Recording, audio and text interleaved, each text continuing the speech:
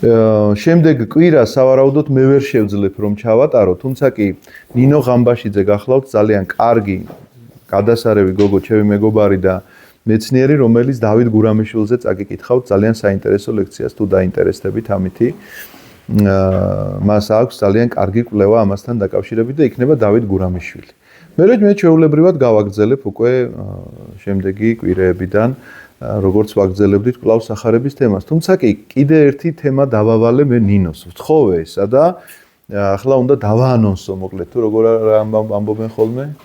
დავაანონსო, იმიტომ რომ ჩემს ინტერესებში იყო და ნინოს თხოვე და ნინოსაც თურმე რაღაცა ქონია გარკვეული კვლევა, იმიტომ რომ დადის ასეთი მითი რომ თითქოს სულხან საბა ორბელიანმა მიიღო კათოლიკობა და რომ ჩამოვიდა საქართველოში წვერები თათრიეს.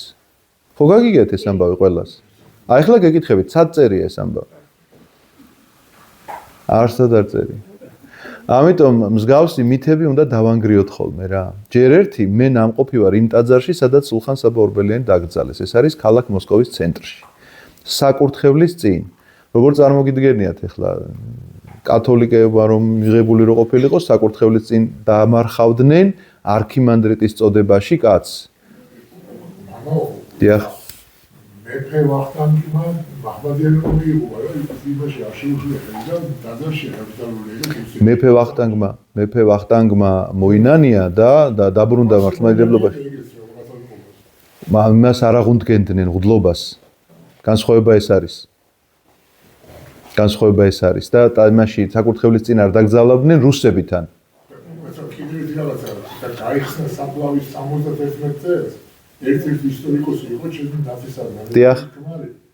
ვინც ესწრებოდა გახსნას. დიახ. და ის გვერდზე, ისი სიძია დაკრძალული, იცით თქვენ ეს ამბავი. ვის ელაპარაკობ? ვახტანგის გვერდზე კი? დიახ. დიახ, ვიცი კი? ხო და ესე იგი ორი ჩონჩხიდან ყბას ხვის ძვალე დარჩენილი და ერთი მეფე და იმისი რა თქმა უნდა თემური საფლავიდან სული სხეულია დარჩენილი და კეთილ სულ მილიონი გადმოდის და მეცნიერებმა ყველანაირად ეცოდება დაემალა თუ რუსეთში და მე საქართველოში მაგრამ ვერ გამარჯვეს ფიზიკურად ეს ამბავი რა და სხვადასხვა პრობლემები დახსნეს რომ თითქოს მას აი ამ თემასთანაც დაკავშირებითაც ჩვენ ნინოს შეგვიძლია კითხვები დავუსვათ, იმიტომ რომ ნინოს მამა იყო ამ ექსპედიციის წევრი. ამ მეფეების გადმოსვენების საკითხზეც მუშაობდა, მინდა გითხრათ და ძალიან ინფორმირებულია ნინო ამ საკითხში. მე ჩართული ვიყავი, როდესაც მოსკოვში მიწევდა მსახურება რაღაცა გარკვეულ. ოღონდ ასტრახანში არ ჩავსულვართ, ასტრახანში არის ახლა ეს საფლავები. ჩასვლა რაღაცა იგეგმებოდა და ვერ ჩავედით, მერე კოვიდი დაიწყო, კოვიდის მერე უკრაინის ომი დაიწყო და რაღაცა გადაიდო მოკლედ ეს საკითხი და ნინოს მამა, ღამბაშიძის მამა, მეცნიერი კაცია და ჩართული იყო ამ ექსპედიციაში და მოლაპარაკებებში და ძალიან საინტერესო ინფორმაციებს მოგაწვით თუ ამითაც დაინტერესდებით. თუმცა კი ნინო ფიქრობ რომ რაღაცებს შეეხება ვახტანგზეც და სულხანზეც, როდესაც ილაპარაკებს. ასე რომ არსად არ წერია მსგავსი რამ და უბრალოდ ხანდახან არის რომ ხალხი რაღაცას აიტაცებს, ვიღაცა იტყვის, გაიმეორებენ ამას და არსად არ არის დაფიქსირებული და ამიტომ რაღაცა ჩვენ აქ მხატვრულ ლიტერატურას ხო არ განვიხილავთ, რაღაცა წყაროებზე დაყრდნობით უნდა ვლაპარაკობდეთ, რომ თუ მოხდა ასეთი ამბავი, რის საფუძველზე ვთქვათ მოხდა და რატომ მოხდა. გააკეთოს და ძალიან საინტერესო იქნება ჩვენ ჩანაწერსაც გავაკეთებთ ყოველი შემთხვევისთვის. კარგით, მე გავაგრძელებ ახლა 31 მუხლი მეხუთე თავის. ნათქვამი იყო, ვინც ცოლს გაუშვებს, მისცეს მას გაყრის მოწმობა. გაყრის მოწმობაზე წინა შეხვედრაზე ვილაპარაკეთ, რატომ აძლევდნენ გაყრის მოწმობას.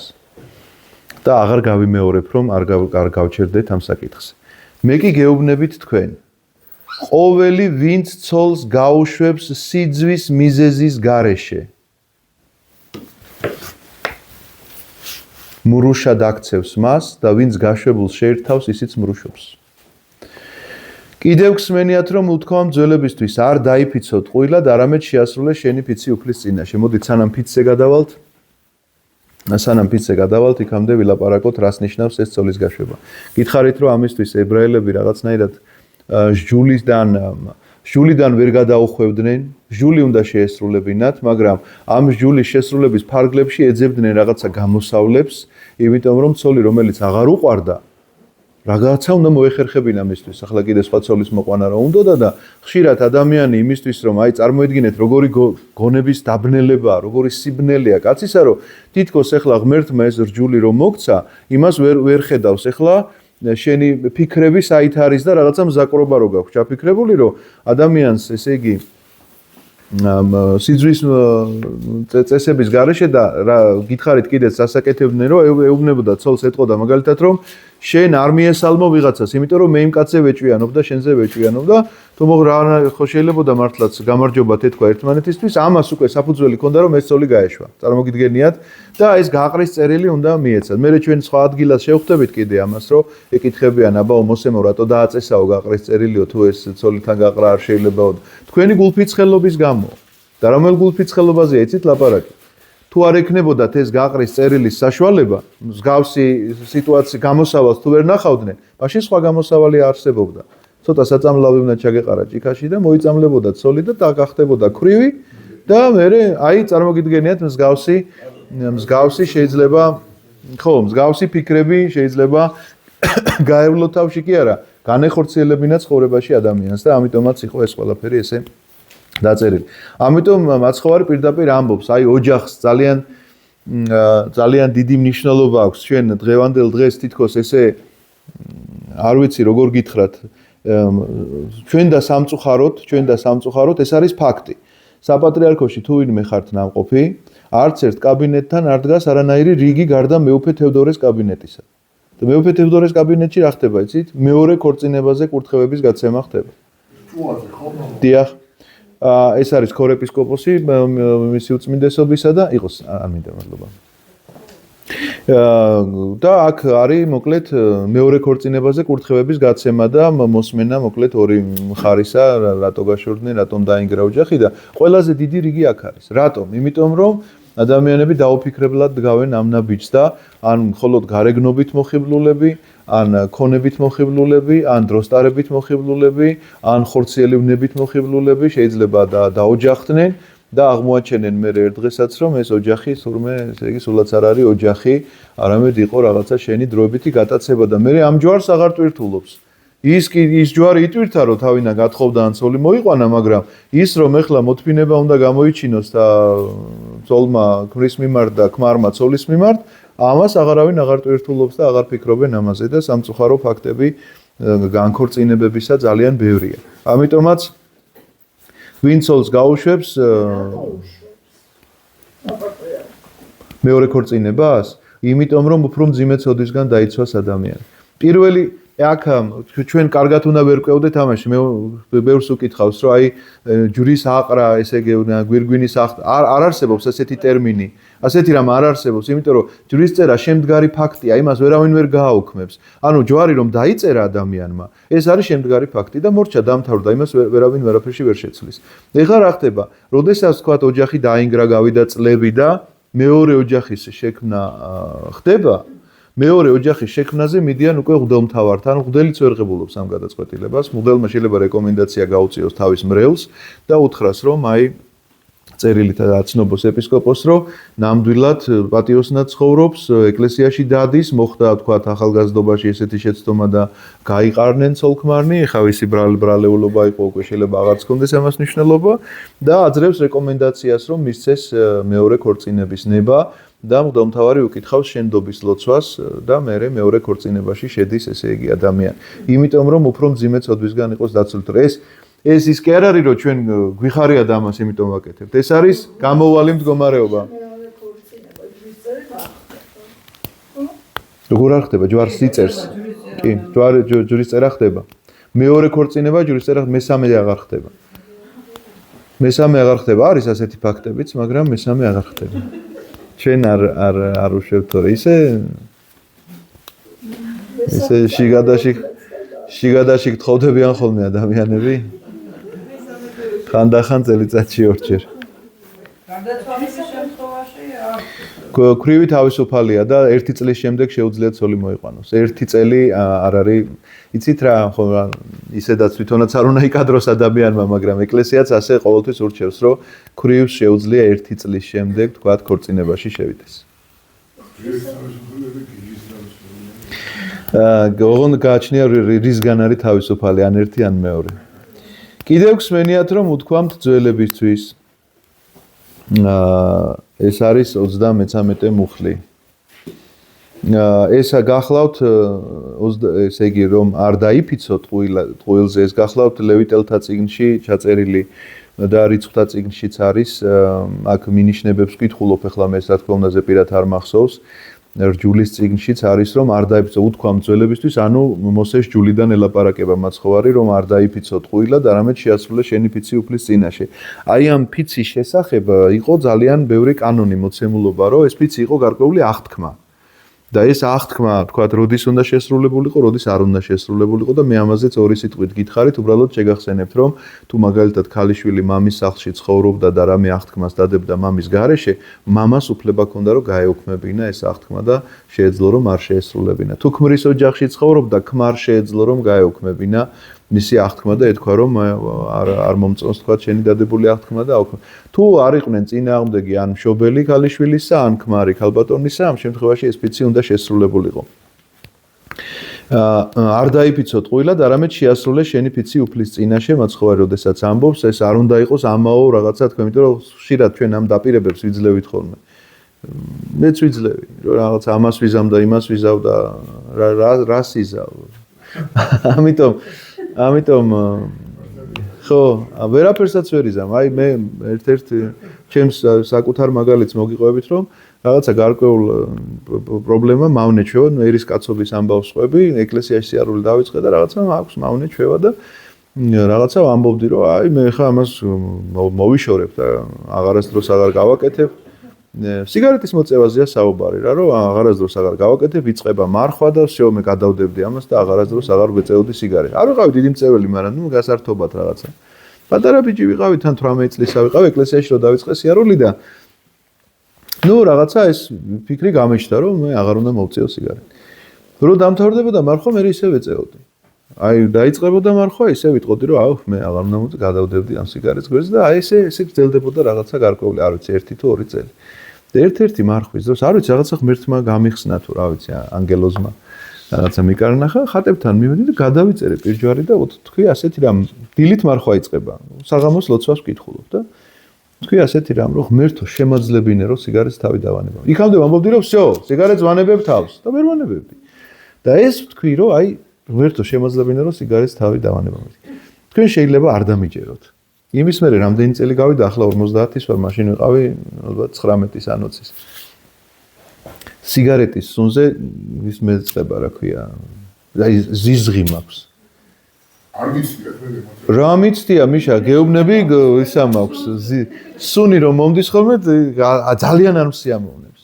აი შემძულდა. არა, ეს სხვა საკითხია. ეს სხვა საკითხია. მე ვამბობ იმას, რომ ნამდვილად მოხდა ეს სასწაული ჩემთან, იმიტომ რომ იქამდე ვამბობდი, რომ მე დავანებებ, მაგრამ როგორც კი ვთქვი, რომ ღმერთო შემაძლებინე, აი შემაძლებინა ღმერთმა.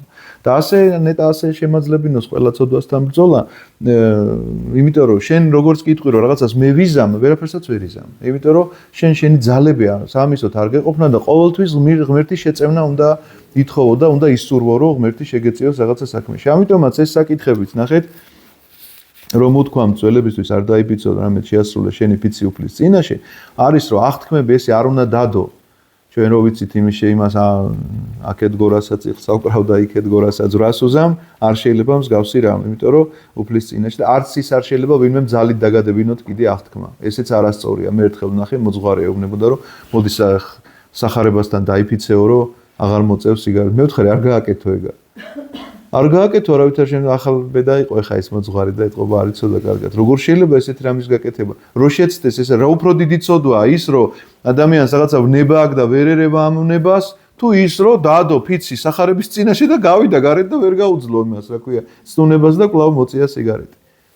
ამიტომაც მსგავსი რამ თუ სადმე დაინახავთ, იცოდეთ რომ არასწორი მოქმედება. მე კი გეუბნები თქვენ, სრულებით არ დაიფიცოთ. არც ცა, რადგან ღმერთის ტახტია იგი, არც დედამიწა, რადგან მის ფერხთა კვარცხლბეგია, არც იერუსალიმი, რადგან დიდი მეფის ქალაქია, არც საკუთარი თავი დაიფიცოთ, რადგან თმის ერთი ღერის გათეთრება ან გაშავება არ შეგიძლიათ. შეღებას არ გულისხმობთ ახლა. არამედ იყოს თქვენი სიტყვა, ხო და არა, ხოლო რაც ამაზე მეტია, ნახეთ, რაც ამაზე მეტია, ბოროტისგანაა. ამიტომაც ჩვენი სიტყვა უნდა იყოს ხო და არა, იმიტომ რომ ისეთი რაღაცა შეიძლება იფიცებდე და ისეთ რაღაცა აღთქმებს ან შეპირებებს დებდე, რაც საერთოდ არ გეკუთვნის და საერთოდ არ გეხება. ან ზეცას როგორ შეიძლება იფიცებდე, რომელიც საერთოდ მიუწვდომელია შენთვის ან დედამიწას ან არ გეკუთვნის ეს ყველაფერი. როგორ შეიძლება ამბობდე, რომ წეგან რასაც ამბობდი, რომ მე ახლა ამას ვიზამ და იმას ვიზამ და ვერაფერსაც ვერ იზამ. თუ არ იქნა ღვთისნება. ამიტომაც ჩვენი დამოკიდებულება საუბარში უნდა ვაკონტროლებდეთ ყოველთვის ამას. დამოკიდებულება უნდა გქონდეს ძალიან ფრთხილი, იმიტომ რომ სიტყვები ჩვენ მოგვეკითხება. ამაო საუბარი ყოველთვის მოგვეკითხება. ამაო საუბარი ძალიან არ ვაქცევთ ამას ყურადღებას და თანამედროვე საზოგადოებაში ეს ძალიან მიღებული ამბავია. ძველები ასე არასდროს არ იქცეოთ. არასდროს განსაკუთრებით ბიბლიურ ისტორიებს თუ წაიკითხავთ, გახსოვთ იმაში აბრაამს მიყავს ისააკი. მის ხელშეწირვისთვის. და მიდიან მთაზე უნდა ავიდნენ. და დიალოგი იწყება ასე. ეს ეუბნება მამა. ის ეუბნება თქვი შვილო. ისე კი არ იწყებს ესე პირდაპირ. სად მივდივართ, როგორ მივდივართ, ახლა რომ 2000 კითხვას დაგისვავს ადამიანი, რომელიც არაფერში არ ჭირდება. უბრალოდ პაუზა რო შეავსოს და ამ დროს ეს პაუზა არ არის პაუზა. შენ ყოველთვის რაღაცა კავშირი უნდა გქონდეს შინაგანი ღმერთთან და არ უნდა მოცდე ამ რაღაცა ამაო საუბრებს. ეს ეხა მე იმას კი არ ვამბობ, რომ ადამიანებმა ერთმანეთს არ ველაპარაკოთ, მაგრამ რაღაცა ზღვარი უნდა დავდოთ ამაში. ეხა არის ცდილობის ნორმა, კიდეც მიესალმები, კიდეც მოიკითხავ, მაგრამ არაფრის მომცემი რაღაცა რომ უნდა იჯდე და რაღაცაზე ილაპარაკო. ეხა ეს რა ხო არის მომცემი, იმიტომ რომ ჩვენ აქ ბიბლიას განვიხილავთ და რაღაცით ვივსებით ადამიანები და რაღაცა მიგვაქვს აქედან. რაღაცას ახალს ვიგებთ შეიძლება თუ არა, ყოველ შემთხვევაში ტექსტს განვიხილავთ, შეიძლება ახლა დიდი ის არ ვიყო განმარტებელი, მაგრამ ტექსტს განვიხილავთ, რომ ტექსტის შინაარსი მაინც გვესმოდეს და ახლა წარმოიდგინეთ, რომ ვიჯდეთ და ანეკდოტების დონეზე რაღაცა შემოვიფარგლებოდეთ ხოლოდ და მხოლოდ და არაფერი არ გრჩებოდეს. არაფერი, არც სულიერ წინსვლაზეა ლაპარაკი, არც რაღაცა გონებრივ სინათლეზე. ეს გახლავთ ყველაფერი ის ამაო საუბრები, რაზეც შეიძლება ითქვას, რომ ყველაფერი ეს ბოროტისგანაა, იმიტომ რომ ყველაზე დიდი საცდური თანამედროვე სამყაროში იცით რა არის? ბოროტი გპარავს დროს. ეგეც დროის მოპარვაა.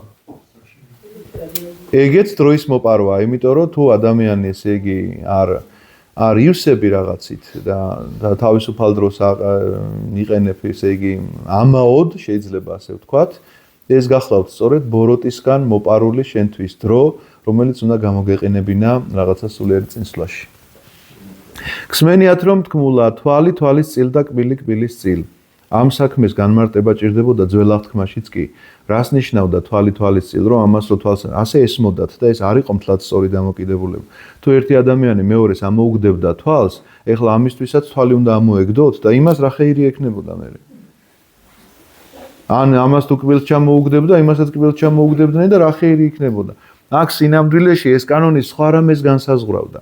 თუ კი ერთი ადამიანი მეორეს დააზარალებდა, ის ზარალი უნდა აენაზღაურებინა. რას გულისხმობდა ამაში? იცით რომ მაგალითად ესენი ყანის მუშები იყვნენ, თუ ვენახი მოყავდათ, თუ რა მნიშვნელობა აქვს ფინიკი და სხვა რაღაცა მოსავალი, მაშინ ადამიანი თავის ხელით შრომობდა და თუ კი მიაყენებდა ისეთ ზიანს, რომ ის ვერ იმუშავებდა, უნდა აენაზღაურებინა მისთვის ეს დღეები. თუ ის კაცი უთვალოდ დარჩებოდა და სეზონი გაუწდებოდა, ან ვერ დათესავდა, ან მოსავალს ვერ აიღებდა, ამას უნდა აეღო იმისი მოსავალი და იმის ოჯახს არაფერი არ უნდა მოკლებოდა. ამაზე იყო ეს კანონი აგებული, რომელსაც ადამიანები კვლავ სათავისოდ იყენებდნენ და ბოროტულად შეიძლება ეთქვა, რომ ამომიგდო თვალი, მოდი იმასაც ამოუგდო თვალი.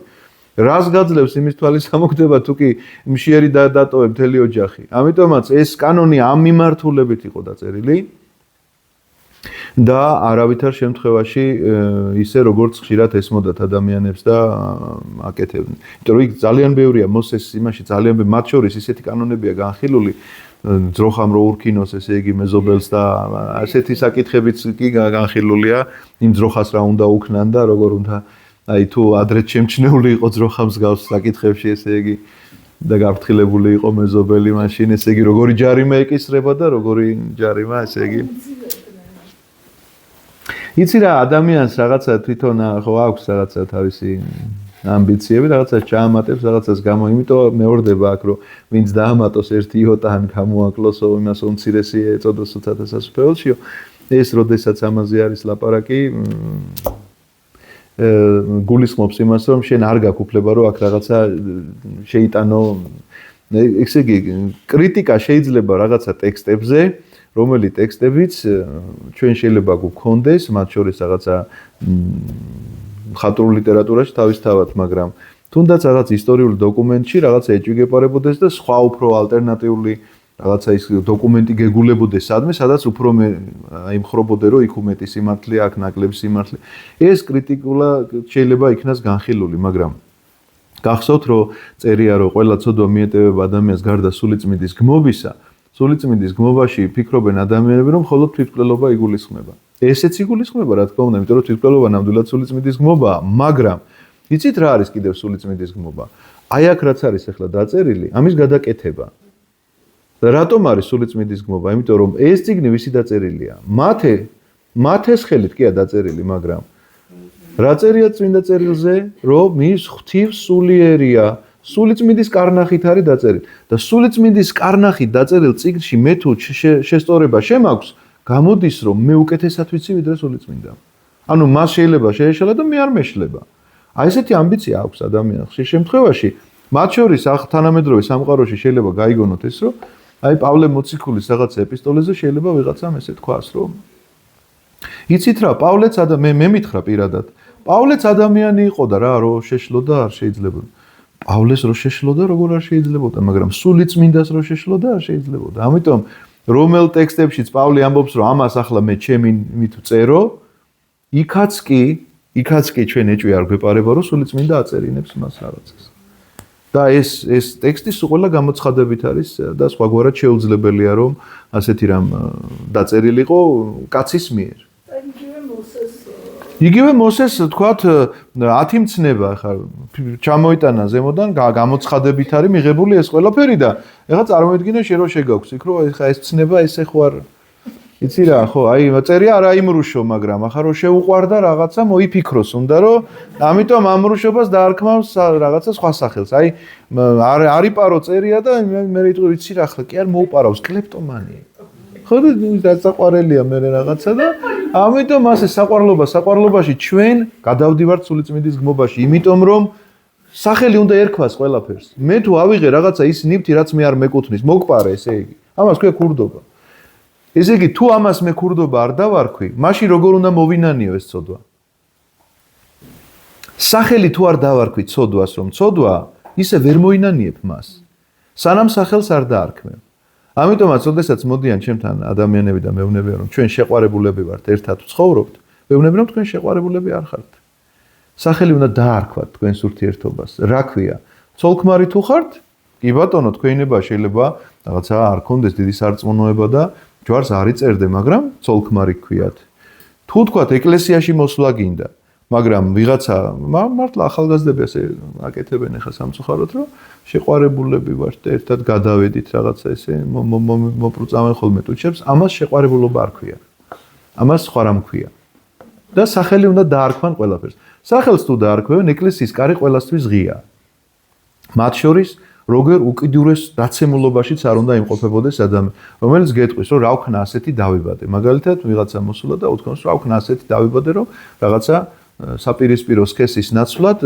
თავისივე სქესი იზიდავს რასაც ვეძახით თქვათ ჩვენ ძიმე ცოდვას მამათ მავლობას ხო მაგრამ შენ თუ ამას მეტყვი რომ ეს ცოდვა არ არის მაშინ შენ ეკლესიაში არაფერი არ გესაქმება და თუ მოდიხარ და მეუბნები რომ მაქვს ეს ვნება და სისუსტე მაგრამ ვიცი რომ ცოდვაა და სახელს არქმევ ამას მაშინ შენთვის ეკლესიის კარი ღიაა იმიტომ რომ ეკლესია როგორც სულიერი სამკურნალო დაწესებულება მოკლედ ესე ვთქვათ იწყებს შენს მკურნებას. ოღონდ იწყებს მაშინ, როცა შენ ეთანხმები ამ დიაგნოზს, რომ შენ სამკურნალო ხარ. თორე თუ იძახი არ ვარ სამკურნალო, როგორ გინკურნალებს ეკლესია. ამიტომაც ეს ძალიან მნიშვნელოვანი საკითხია, უნდა ვიცოდეთ, რომ სულიწმიდის გმობა არის შეცვლა და გადაკეთება იმ მოცემულობისა, რომელიც ჩვენ წინასწარმეტყველთა ან მოციქულთა მიერ გაგვეცხადა. ეს არის ხელუხლებელი ტექსტი, შეიძლება ესე ითქვას. სხვა ყველაფერი რაც გინდა გააკრიტიკეთ, მაგრამ ამ ტექსტს ვინ შეეხება, იცოდეთ რომ გმობაში ვარდებ. თვალის წილ, კვილის წილ. მე კი გეუბნები თქვენ, წინ ნუ აღუდგებით ბოროტს, არამედ თუ ვინმე მარჯვენა ლოყაში გაგარტყამს, მეორე ლოყაც მეუშვირე. ვინც მოისურვებს შენთან დავას, შენი პერანგის წაღებას, მოსასხამიც გაატანე. ვინც ერთ მილზე წაყოლას გაიძულებს, ორზე გახევი. ვინც გთხოვს მიეცი და ზურგს ნუ შეაქცევ, მას, ვისაც შენგან სესხება სურს. ეს კანონები სულ ყველა ძველ აღთქმაშიც განხილულია მოსეს კანონებში, მაგრამ ახალ აღთქმაში მაცხოვარი უფრო მეც ამბობს, აი როგორც მრუშობაზე და მკვლელობაზე ვილაპარაკეთ ჩვენ, რომ არა იმრუშო, მხოლოდ ეს მშრალი ფრაზა კი არა, იქ მთელი განმარტება თქვა მაცხოვარმა და ჩვენც მე ახსენით თქვათ რას გულისხმობდა ის გულის თქმების შემოსწინა იმაზე ვინც ესწრებოდით ეს ყველაფერი გახსოვთ. ეხლა უყურეთ ერთ ძალიან საინტერესო ამბავს. ხო არ იცით სტატისტიკურად რამდენია ცაცია ადამიანია, თქვათ აი 100 კაციდან ერთი შეიძლება იყოს თუ 1000-დან ერთი. ხო არ იცის ვინმე? ცაცია ადამიანების სტატისტიკა. ამ ოთახში ეხლა ამ ოთახში რა ვინმე ცაცია არის? არა. კარგი. მაშინ ეხლა ვინმე რომ მოინდომოს რომ მე შემომარტყას ლოყაში. რომელი ხელი უნდა გამოიყენოს თუ ცაცი არ არის მარჯვენა, ხო? და რომელ ლოყაში მომიწევს შემორტყმა? მარცხენაში მომიწევს. ამიტომ აქ ესეთი რამ წერია. თუ ვინმე მარჯვენა ლოყაში გაგარტყავს, ესე იგი ცაცია უნდა იყოს მარჯვენაში რომ გაგარტყას. ხო მართალია? ხო მართალია? გიფიქრიათ ამაზე. თუ ვინმე მარჯვენაში გაგარტყავს, მარცხენაც მიუშვირეო. რას გულისხმობს ეს? მარტო ამას გულისხმობს ლოყების მიშვერას? არა, სინამდვილეში ასე არა. მაშინ იტყოდა რომ საერთოდ არ დაასახელებდა, იტყოდა რომ თუ ვინმე ერთ ლოყაში გაგარტყავს, მეორე მიუშვირო. არა, აქ დაკონკრეტებულია, თუ ვინმე მარჯვენა ლოყაში. ანუ ცაცი ადამიანი, რადგანაც იშვიათია, ესე იგი ამაზე არ წერია, ამ ლოყაში გარტყმაზე არ არის აქ ლაპარაკი. შენი მარჯვენა ყოველთვის არის შენი კეთილი საქმეები და შენი მარცხენა არის შენი ბოროტი საქმეები. ვინც უპირისპირდება შენს კეთილ საქმეებს, უნდა შეძლო რომ მიუშვირო ბოროტის საქმეები, რომ ისინი დაიძრგუნოს ამით. აი მაგალითისთვის რას ვამბობ? მაგალითისთვის შენ რაღაცა ვთქვათ ემზადები რაღაცა კეთილი საქმის გასაკეთებლად და ვიღაცა ამ კეთილ საქმეს უპირისპირდება. აი ეს ენერგია, ეს დაპირისპირება შენ უნდა გამოიყენო რაში, იცით? აი ვთქვათ, ეხლა კი მინდა სიკეთე გავაკეთო, ვთქვათ, დავეხმარო ერთი გაჭირვებულის ოჯახს და ვიღაცა ვთქვათ, წინაღუდგა ამ ჩემ კეთილ საქმეს. აი ეს წინაღდგომა უნდა გამოვიყენო რაში, რომ დავიწყო ფიქრი იმ ცოდვაზე, რომელიც ცოდვაც არ მიმიტოვებია. აი ეს არის მარცხენა ლოყის მიშვერა. და არა ის, რომ აქეთ და იქეთ ვატრიალებ თავს, არა. ეს არის კეთილ საქმეს ვიღაცა დაუპირისპირდა და მე შეუშვირე მას მარცხენა, ანუ ჩემი ბოროტის საქმე, ჩემი შინაგანი რაღაცა მდგომარეობა, რაღაცა ვნება, რომელსაც ვერ ვერევი და აი ახლა მთელი ენერგიები მინდა მივმართო იმისკენ, რომ მოვერიო აი ამ ვნებას და არ გულისხმობს ეს მხოლოდ და მხოლოდ. თუმცა კი პირდაპირ მნიშვნელობითაც იმას გულისხმობს, რომ არ აღუდგე, ანუ ის თუ შემოგარტყავს, შენ არ შემოარტყა.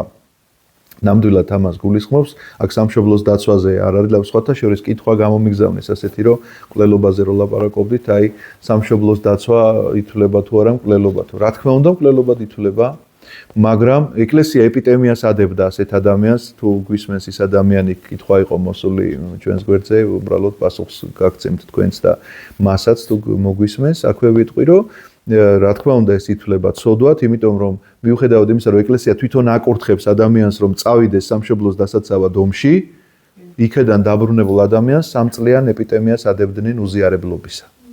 იმიტომ რომ ეს გასაგებია რომ აუცილებლობიდან გამომდინარე იყო, მაგრამ მაინც ეკლესია ესე იგი ესე უყურებდა ამ საკითხს და დღევანდელ დღესაც ასე არის. დიახ, სამშობლოს დამცველებს.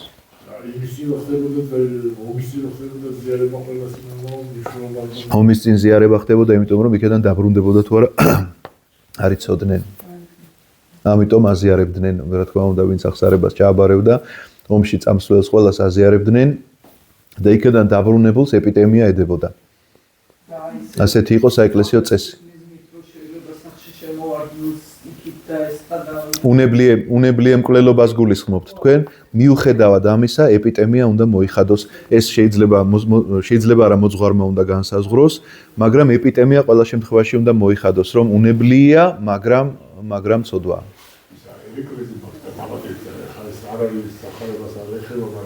ერეკლეზე მაგდადის ხუდი რო ყველა საზიარებდნენ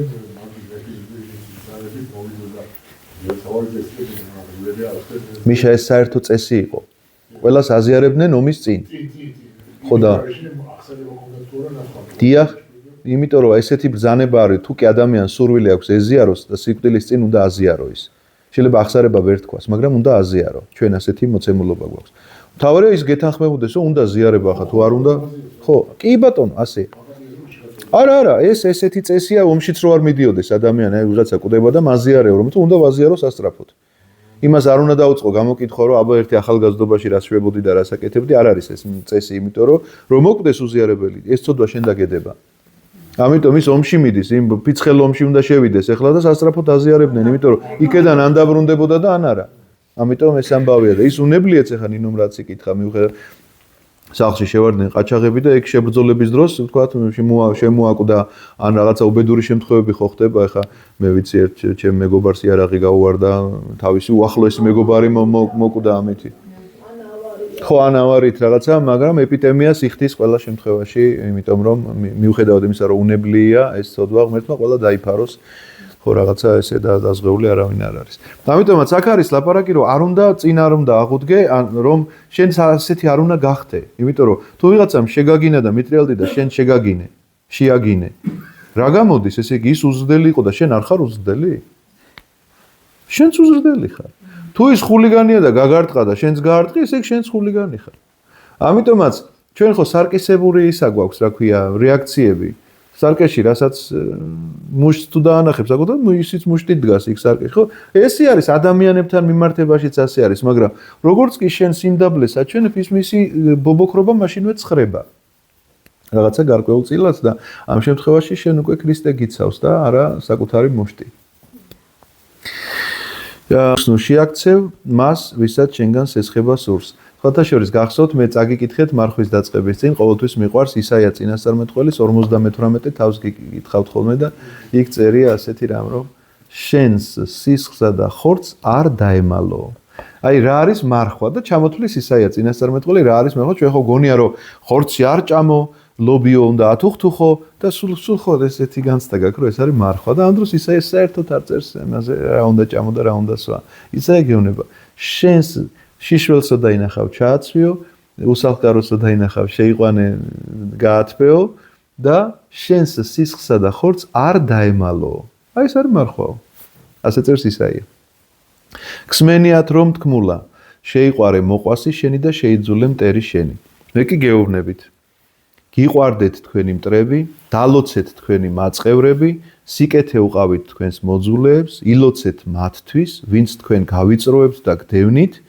რათა გახდეთ შვილები თქვენი ზეციერი მამისა, იმიტომ რომ მამა ასე იქცევა. ვისაც თავისი მზე ბოროტთა და კეთილთა თავზე ამოყავს, მიუხედავად იმისა, რომ ვიღაცა ღვთისმგმობელია, მზე ხო მისთვისაც ამოდის. ღმერთი ხო ამას არ ამადლის იმ ადამიანსაც, იმიტომ რომ შეიძლება ხო ღმერთს გმობდეს, ან საერთოდ არ ყოფდეს არ არსებობს, მაგრამ მზე მისთვისაც ამოდის. და წვიმას უგზავნის მართლებსა და უსამართლოებს. უსამართლოსა დაჩაგრულსაც და მჩაგვრელსაც ერთნაირად ამოსდის მზეც და წვიმაც. რადგან თუ თქვენ მოყვარულებს შეიყვარებთ, რა საზღაური გექნებათ? განა მებაჟენიც ასე არ იქცევიან. და თუ მხოლოდ თქვენს ძმებს მიესალმებით, განსაკუთრებულს რას გააკეთებთ? განა წარმართებიც ასე არ იქცევიან. მაშ იყავით სრულყოფილნი, როგორც თქვენი ზეციერი მამაა სრულყოფილი.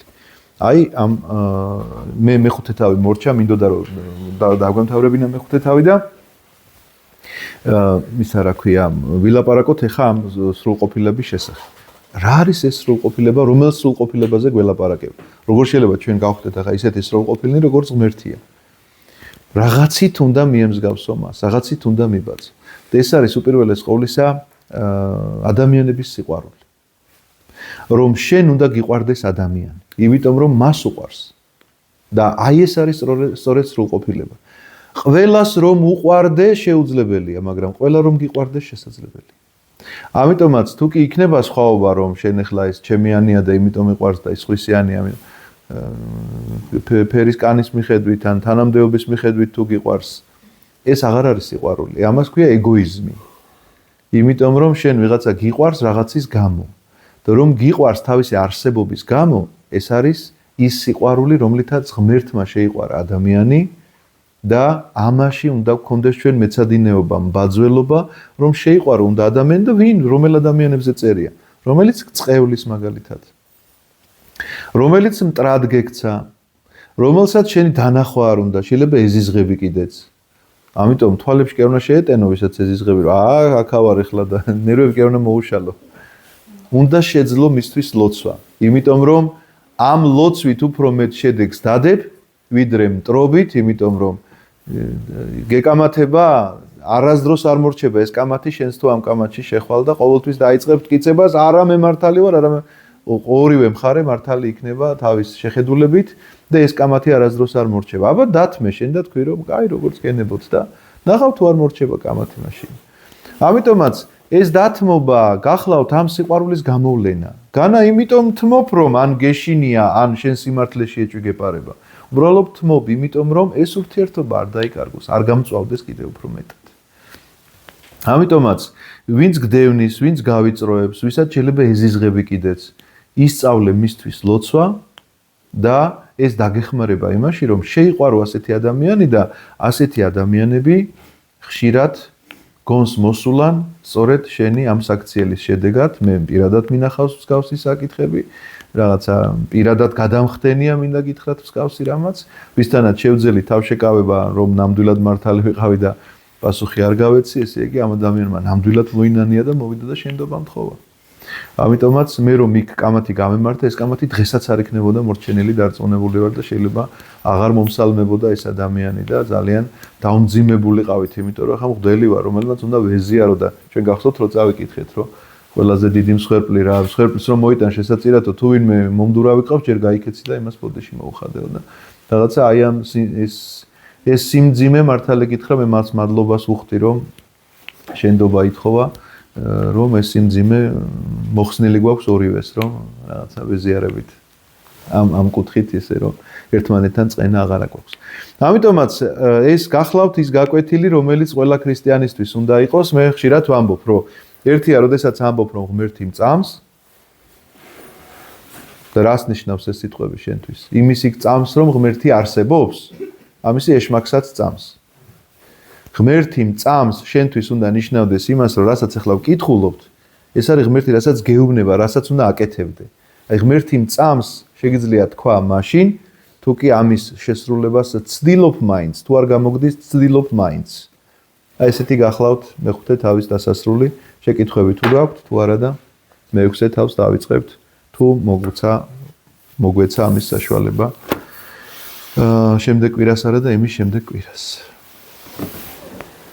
აი ამ იმაზე მაინტერესებს თუ შეიძლება ის ხო ის შეუყვარო დეცმენტი იმდენად უპრაგონო ლანცვოდი ნელონის განსაკუთრებით გამძლე ეკლესიის. მერე? აი რამოდენიმე მეტი გავასწინე ეს კვირა და მე ნახეთ თქვენი ჩანაწერი, აი ჩანაწერი. დიახ.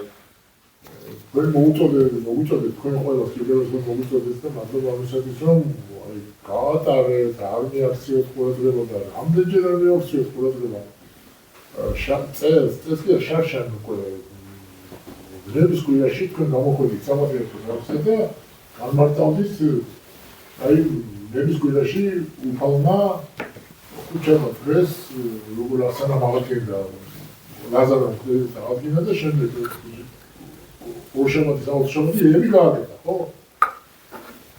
დიახ. ძელი, განსაკუთრებული ადამიანი გამოდის ერთ-ერთ სატელევიზიო არხზე და გამარტავს ამბობ. ესე იგი, სადაც 400 კომენტარი იყო, ჩავყევი, ხო? სულ სხვა გინება იყო ამ ეკლესიის, რა, თქვენიც და ეკლესიისიც, რა. ერთ კომენტარს უკვე რა მოვიწვიეთ რაღაცა უპასუხე რა. იგი ყორყორის კი იმაში ყორყორში ამორი რა. შეგით ყორყორს განაცხადა და ჩვენ ზოგიერთი ისე მეყორყორს. დაბა რა გეგონა, ეხლა ის მაშინ აზზე მოვიდოდა და მოინანიებდა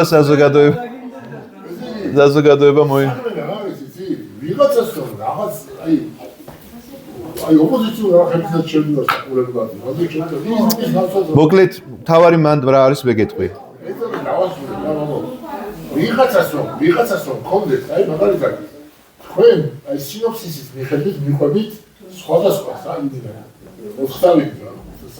დიახ. საათობრივად მიყვებით უფალმა, რა თქვა მოციქულმა, უპასუხა რომელ მოციქულთან რა საუბარი ქონდა, რომელ დასთან შევიდა მართას და მაი როგორი საუბრები იყო ისეთი ყველაფერს დედაულად მიყვები და ვიღაცა შემოადება რაღაც ის კი რაღაც თვითონ მოხლებრივი განხილვა იყოს რამე ვიღაცა რაღაცა სხვანაირად არა მხოლოდ რანცვა უპრაგონო რანცვა არაფრის გამო ვიღაცა და ეგრე ამაზე თქვა მოდი რომ არაფრის გამო ასეთი უპრაგონო რანცვა რატო დამკვიდრე შემოხარაში რომ არაფრის გამო ყველა აბსოლუტურად შეგეცხარი აბსოლუტურად სიყვარულზე საუბრობ და როგორც ხური თქვენი მამა შეიყვარეთ და სიყვარულზე და საერთოდ არაფერზე არ გასაუბრებთ მიშა, ამ პრობლემას ჩვენ ვერ მოვაგვარებთ, მაგრამ მე გეტყვი სახარებაში რა წერია ამის შესახებ. სახარებაში წერია ასეთი რამ, რომ მაცხოვართან მოიყვანეს ესე იგი ძალიან მოკლედ არის და იმედია მოგვეცემ ამის საშუალება, რომ წავიკითხავთ, უგნებავთ, მე კვლავ დაუბრუნდეთ უფრო ვრცლად ამ საუბარს, რომ თქვათ მოიყვანესო ბრმებიო, ყრომუნჯებიო, მკელობლები იმას ნიშნავს კოჭლებიო და სულ ყველა განკურნაო და მე დაიწყეს რომ ესო ბელზებული თუ ანუ ეშმაკის თავრითო კურნავს ამას. კი. ხო და რა გააკეთა ქრისტე მიცით როგორ წერია იმაში. წავიდა გააგრძელა გზა და ხალხის კურნება. ამიტომ მე ჩემ მოვალეობას კვლავ გავაგრძელებ თუ კი ეკლესია ამას როდესმე მეტყვის რომ ახლა გაჩერდი ბატონო აღარა საჭირო შენი ლაპარაკიო თუ არ მითხრე ეკლესიამ ეს მე ჩემ მოვალეობად მიმაჩნია როგორც მღვდლის მოვალეობად რომ მე უნდა ვილაპარაკო სახარებაზე და რა თქმა უნდა ეს ვიღაცებს არ მოეწონებათ და ეს ვიღაცები იცი ვინ არიან ლეგიონები არიან რა თქმა უნდა რამდენი ხართო რო ეკითხება და ლეგიონიო რო პასუხობს ესენი არიან ლეგიონები იმიტომ კი არ მოსწონთ რომ იქ რაღაცა იმ ტექსტში კი არ მედავებიან ტექსტში როგორ უნდა შემედავო ნაგერ არის ტექსტი და განვიხილოთ კი ბატონო რა რაც აქ წერია იმას ვლაპარაკობ მე ჩემი თქვა არ ვიგონებ რამეს ამიტომაც ტექსტში კი არ გედავებიან აი როგორც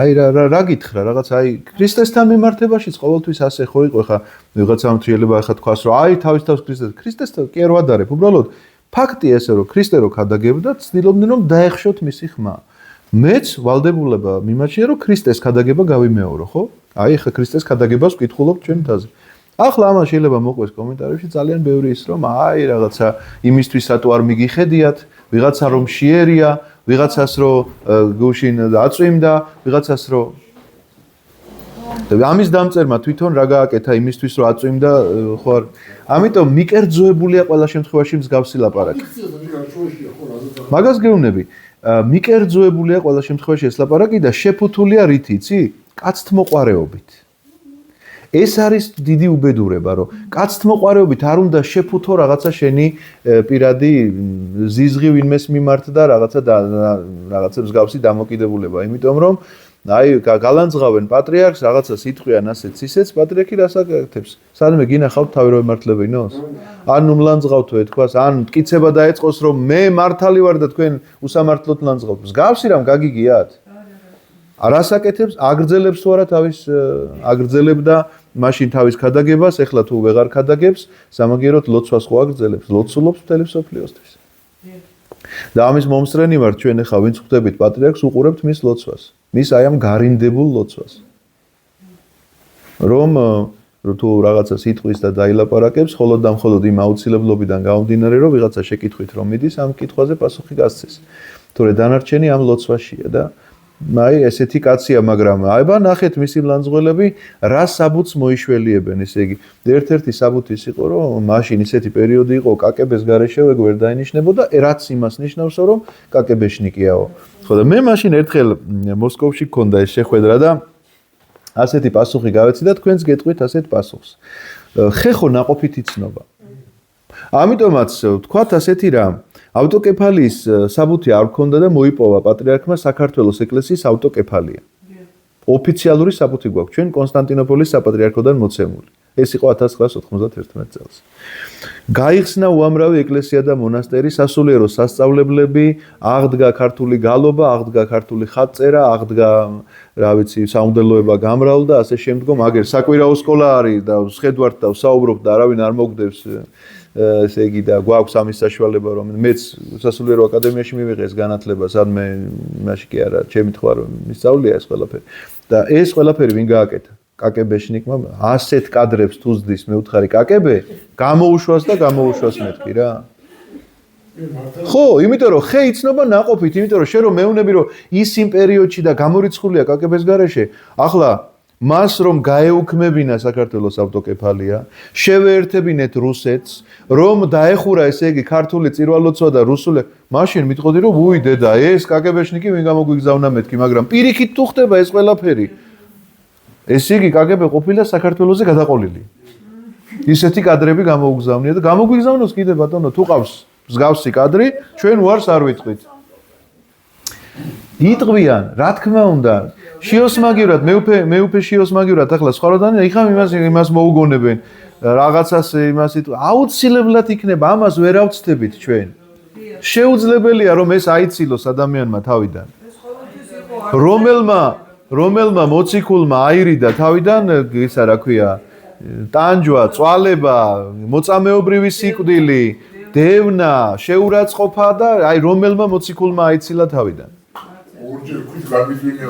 ხო, თუ გაჩუმდები და აღარ იქადაგებ, მაშინ აღარაფერი პრობლემა აღარ გექნება, ყველას შეუყვარდები. მაგრამ თუ ქადაგებას გააგრძელებ, ყველას ვერ ეყვარებ, იმიტომ რომ შენი ქადაგება ძალიან ყურს სჭრის ეშმაკს და ეშმაკი მერე მართავს ვიღაცას, რომელსაც შეიძლება ან შეურაცხყოფა მოგაყენოს, ან შეიძლება რაღაცა სხვა ხრიკი მოიფიქროს შენს გასაჩუმებლად, მაგრამ შენი მოვალეობა არ გაჩუმდე.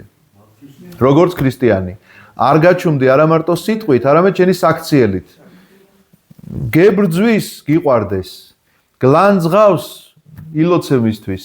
აი რაც აქ ეწერა, მე ხო არ ვიგონებ.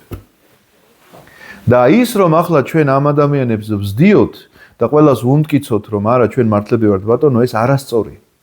იმიტომ რომ მაცხოვარიც არ აკეთებდა ამას. ის აგრძელებდა კვლავ კურნებას. მაშინ უნდა შეეწყვიტა კურნება და არ გინდათ ბატონო, იყავით მაშინ კელობლები და ბრმები და მიდიოდა და აგრძელებდა მიუხედავად იმისა, ვინ რას აბრალებდა.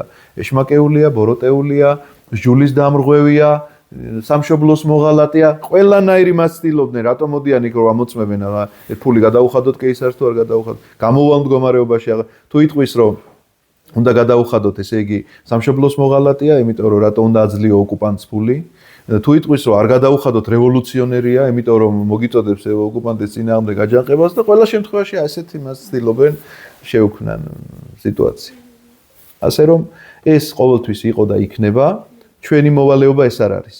ჩვენი მოვალეობა არ არის ის, რომ ამ ადამიანებს ეხლა თუნდაც კომენტარებში ან თუნდაც პირადად შეხვედრების დროს ვუმტკიცოთ ჩვენ რომ არა ბატონო ეს ხო ესეა და არა. ჩვენ უნდა გავაგრძელოთ ქადაგება ცხოვრების წესით პირველ რიგში. მადლობა თქვენ.